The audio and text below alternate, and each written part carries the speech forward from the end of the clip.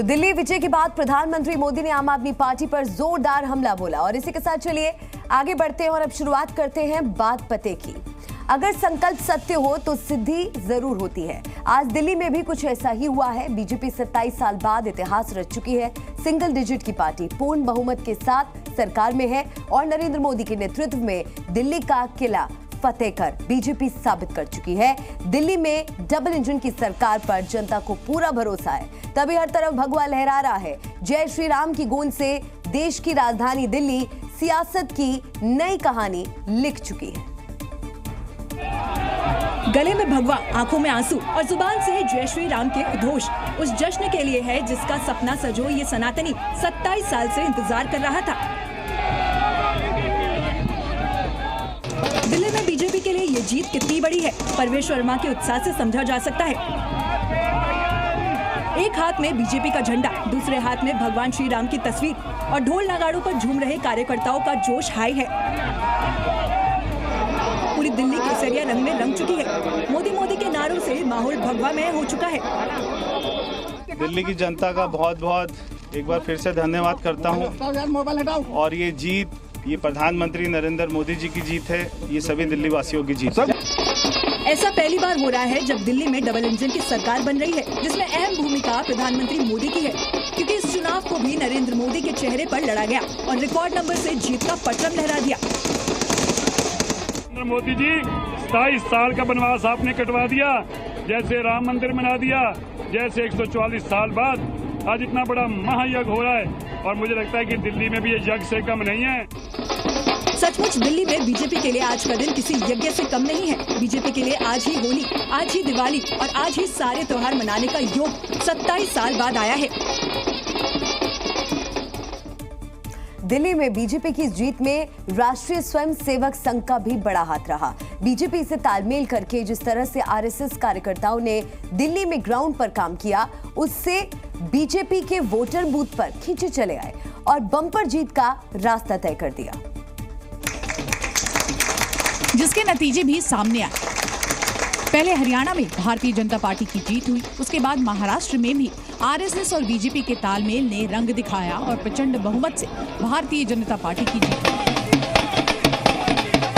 अब आरएसएस की इसी रणनीति का नतीजा दिल्ली में भी देखने को मिला, जहां बीजेपी ने करीब 3 दशक बाद सत्ता में वापसी की।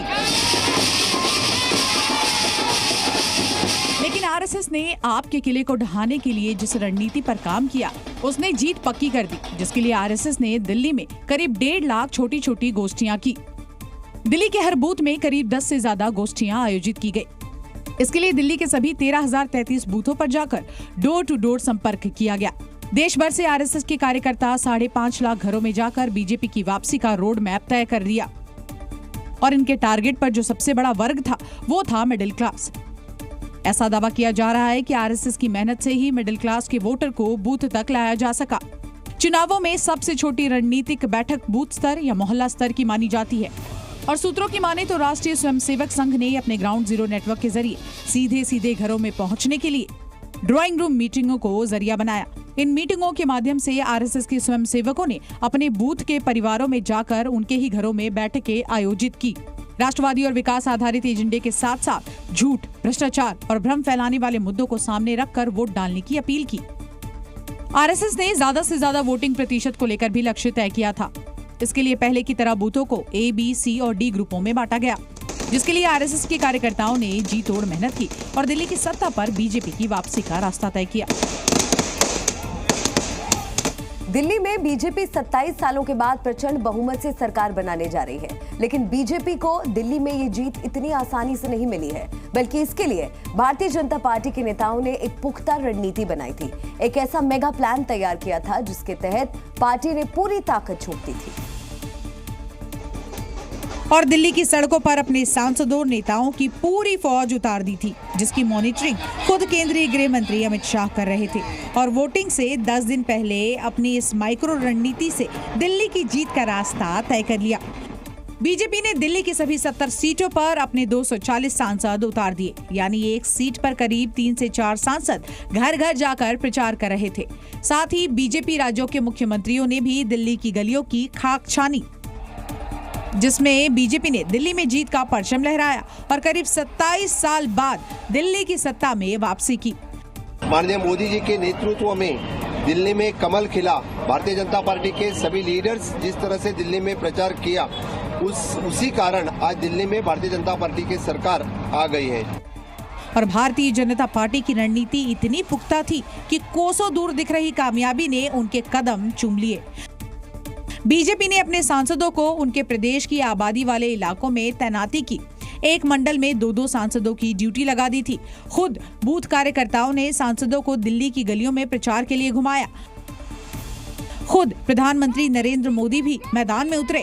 उन्होंने 3 जगह पर रैलियां की, तो वहीं अमित शाह लगातार पूरी मुस्तैदी के साथ जीत के लिए बिसात बिछाते रहे।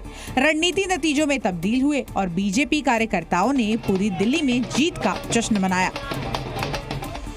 दिल्ली विधानसभा में बीजेपी को मिली जीत का जश्न मनाने में पार्टी की महिला कार्यकर्ता भी पीछे नहीं रही।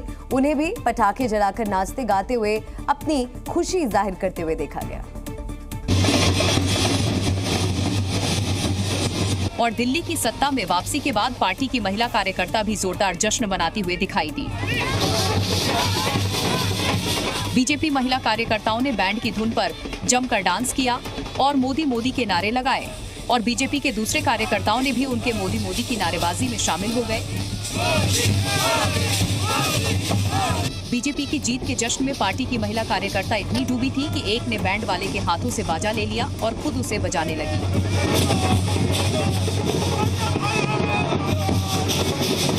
वहीं दिल्ली की मालवीय नगर सीट से चुनाव जीतने के बाद सतीश उपाध्याय के घर पर भी जमकर जश्न मनाया गया। यहां बीजेपी की महिला कार्यकर्ताओं और सतीश उपाध्याय के घर वालों ने जमकर जश्न मनाया और ढोल पर भांगड़ा कर अपनी जीत का इजहार किया।